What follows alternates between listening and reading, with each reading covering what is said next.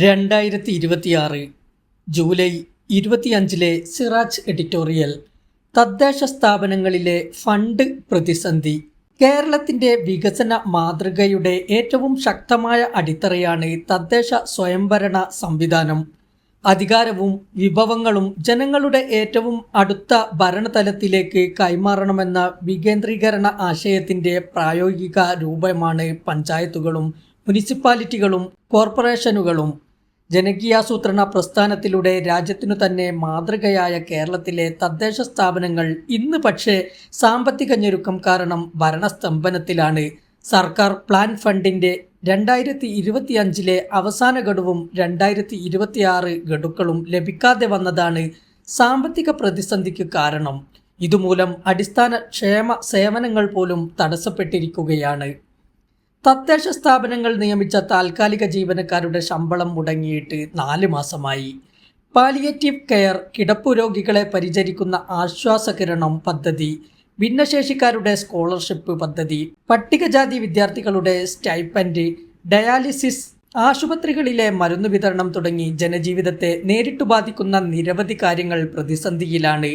Palliative care രംഗത്തെ പ്രതിസന്ധി ആശങ്കാജനകമാണ്. രാജ്യത്തിനാകെ മാതൃകയായി ചൂണ്ടിക്കാണിക്കപ്പെടുന്നതാണ് ഈ പദ്ധതി. ആശ്വാസകിരണം പോലുള്ള പദ്ധതികൾ പാവപ്പെട്ടവർക്കും നിർധന കുടുംബങ്ങൾക്കും വലിയ ആശ്വാസമാണ്. ഇത്തരം പദ്ധതികൾ ഫണ്ടില്ലാത്തത് മൂലം സ്തംഭിക്കുന്നത് കേവല സാമ്പത്തിക പ്രശ്നം മാത്രമായി കാണാവുന്നതല്ല, മനുഷ്യകാരുണ്യ മേഖലയുടെ പരാജയമാണത്. ഭിന്നശേഷിക്കാരുടെ സ്കോളർഷിപ്പും പട്ടികജാതി വിദ്യാർത്ഥികളുടെ സ്റ്റൈപ്പൻഡും മുടങ്ങുന്നത് സാമൂഹിക നീതിയെ ബാധിക്കും. സമൂഹത്തിലെ ഏറ്റവും പിന്നാക്ക വിഭാഗങ്ങൾക്ക് ഭരണഘടന ഉറപ്പു നൽകുന്ന ഉന്നതിയും അവസരങ്ങളും ഇത്തരം ക്ഷേമ പദ്ധതികളിലൂടെയാണ് യാഥാർത്ഥ്യമാകുന്നത്. ഡയാലിസിസ് മുടങ്ങുന്നുവെന്ന വാർത്ത അതീവ ഗൗരവതരമാണ്. ഒരു സാധാരണ ചികിത്സയല്ല ഡയാലിസിസ്. ജീവൻ നിലനിർത്താനുള്ള അതിപ്രധാനമായ സംവിധാനമാണ്. അതിന് ഫണ്ടിങ്ങിൽ തടസ്സം നേരിടുന്നത് ഭരണപരമായ വീഴ്ച എന്നതിനപ്പുറം ഗുരുതരമായ മനുഷ്യാവകാശ പ്രശ്നമാണ്. ആശുപത്രികളിലെ മരുന്ന് വിതരണം മുടങ്ങുന്നത് പൊതുജനാരോഗ്യ മേഖലയെ ഗുരുതരമായി ബാധിക്കും. കേവലം റോഡുകളും കെട്ടിടങ്ങളും നിർമ്മിക്കുകയും ശുചീകരണ പ്രവർത്തനങ്ങൾ നടത്തുകയും ചെയ്യുന്ന ഏജൻസികളല്ല ഇന്ന് തദ്ദേശ സ്ഥാപനങ്ങൾ.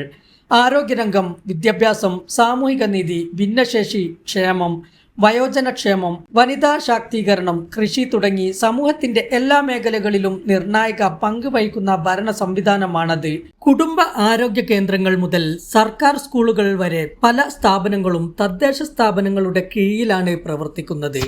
അവയിൽ പ്രതിസന്ധി വരാതിരിക്കാൻ സർക്കാർ ജാഗ്രത പാലിക്കേണ്ടതുണ്ട്. കേരളം സാമൂഹിക വികസനത്തിന്റെ മാതൃകയായി അറിയപ്പെടുന്നത് ഗ്രാമതലത്തിൽ വരെ പൊതുസേവനങ്ങൾ എത്തിക്കുന്ന തദ്ദേശ സ്വയംഭരണ സംവിധാനത്തിന്റെ കരുത്തുകൊണ്ടാണ്. ഈ സംവിധാനം സാമ്പത്തികമായി ക്ഷീണിക്കുന്നത് വികസനത്തിന്റെ അടിത്തറ തകർക്കും. അധികാര വികേന്ദ്രീകരണം നിയമനിർമ്മാണത്തിൽ ഒതുങ്ങരുത്. അതിനൊപ്പം സാമ്പത്തിക വികേന്ദ്രീകരണവും ഉറപ്പാക്കേണ്ടതുണ്ട്. തിരഞ്ഞെടുപ്പ് പെരുമാറ്റച്ചട്ടം നിലവിൽ വന്നതുകൊണ്ടാണ് കഴിഞ്ഞ വർഷത്തെ അവസാന ഗഡു നൽകാൻ കഴിയാതിരുന്നതെന്നാണ് മുൻ തദ്ദേശ മന്ത്രി MP രാജേഷിന്റെ വിശദീകരണം. തിരഞ്ഞെടുപ്പ് കമ്മീഷനോട് സർക്കാർ അനുമതി തേടിയെങ്കിലും അനുമതി നൽകിയില്ലത്രേ. പുതിയ സർക്കാർ എന്തുകൊണ്ടാണ് ഇതുവരെ ഫണ്ട് നൽകാത്തതെന്ന് വ്യക്തമാക്കിയിട്ടില്ല. സർക്കാരിന്റെ വീഴ്ചയാണെന്നാണ് പ്രതിപക്ഷാരോപണം. ഫണ്ട് പ്രതിസന്ധി വരുമ്പോൾ അതിനെ രാഷ്ട്രീയ ആരോപണ പ്രത്യാരോപണങ്ങളിലേക്ക് വഴിതിരിച്ചുവിടുന്ന പ്രവണത ശരിയല്ല. തിരഞ്ഞെടുപ്പ് പെരുമാറ്റച്ചട്ടത്തിന്റെ പേരിലായാലും ഭരണപരമായ ക്രമീകരണത്തിന്റെ പേരിലായാലും ഫണ്ടുകൾ മുടങ്ങുന്നത് ആത്യന്തികമായി ജനങ്ങളെയാണ് ബാധിക്കുന്നത്. പെരുമാറ്റച്ചട്ടം നിലവിൽ വരുന്നതിന് മുമ്പ് ഗഡുക്കൾ വിതരണം ചെയ്യാൻ സർക്കാർ മുൻകരുതൽ എടുക്കേണ്ടതായിരുന്നു. പുതിയ സാമ്പത്തിക വർഷത്തിലെ 4 മാസത്തോളം ഇതിനകം പദ്ധതി പ്രവർത്തനങ്ങളില്ലാതെ കടന്നുപോയി. വർഷാവസാനം തിടുക്കപ്പെട്ട് പണം ചെലവഴിക്കേണ്ടി വരുന്നുവെന്നതാണ് ഇതിന്റെ പരിണതി. നിർമ്മാണ പ്രവർത്തനങ്ങളുടെയും പദ്ധതി പ്രവർത്തനങ്ങളുടെയും ഗുണനിലവാരത്തെ ഇത് ബാധിക്കും. സർക്കാരിന്റെ ഫണ്ട് വിനിയോഗത്തിൽ ക്രമീകരണങ്ങൾ വരുത്തി പ്രശ്നത്തിന് അടിയന്തര പരിഹാരം കാണേണ്ടതുണ്ട്. നിർമ്മാണ പ്രവർത്തനങ്ങൾ പോലുള്ള അടിയന്തര പ്രാധാന്യമില്ലാത്ത പദ്ധതികൾ മാറ്റിവെച്ചെങ്കിലും തദ്ദേശ സ്ഥാപനങ്ങളുടെ അടിയന്തരാവശ്യത്തിനുള്ള വിഹിതം നൽകേണ്ടതാണ്.